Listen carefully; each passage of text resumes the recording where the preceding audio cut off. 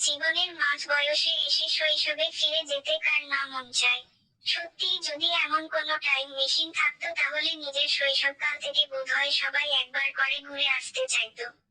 তবে time machine ছাড়াই যে এমনটা করা যায় সেটাই প্রমাণ করে দেখালেন শ্রীলেখা মিত্র। ডিসেম্বরের মিঠে রোদে জব করে ফিরে গেলেন স্কুলের দিনগুলিতে। এই দিন শ্রীলেখা পরেছিলেন সাদা টপের উপর লাল সোয়েটার, সঙ্গে লাল কালো চেক স্কার্ট। সেই সাথে মাথার উপর বাঁধা দুটো জুটি, চোখে দিয়েছেন সানগ্লাস। শ্রীলেখাকে দেখে কি বলবে যে তিনি এক কন্যার মা। স্কুলছাত্রীর তকমাই যেন ভালো মানায় তাকে। কিন্তু কেন? ছবির শুটিং নাকি অন্য কিছু? আসল টুইস্টটা তো অন্য জায়গায়। আসলে শ্রীলেখা মিত্রের সোশ্যাল মিডিয়া পোস্ট দেখলে যে কারোরই মনে হতে পারে যে অভিনেত্রী হয়তো স্কুলে ফিরলেন। এই দিন সোশ্যাল মিডিয়ায় একগুচ্ছ ছবি পোস্ট করে ক্যাপশনে লিখেছেন, অক্সিলিয়া ম্যালুমনি।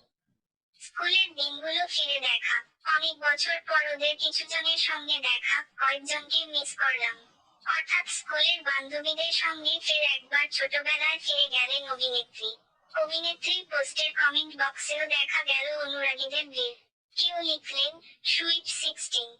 অভিনেত্রী স্কুলের অপর এক প্রাক্তনী লিখলেন, নস্টালজিয়া, সেই সব দিনগুলো আমাদের সবথেকে ভালো দিন ছিল।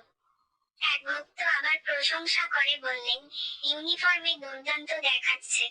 প্রসঙ্গত উল্লেখ্য, দমদমের অক্সিলিয়াম কনভেন্ট স্কুলের ছাত্রী ছিলেন শ্রীলেখা মিত্র।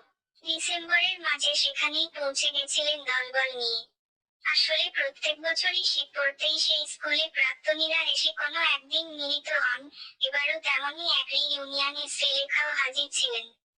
তবে একথা মানতেই হবে যে শ্রীলেখার এইসব ছবি দেখে ভক্তরাও ফিরে গেলেন স্মৃতিচারণে।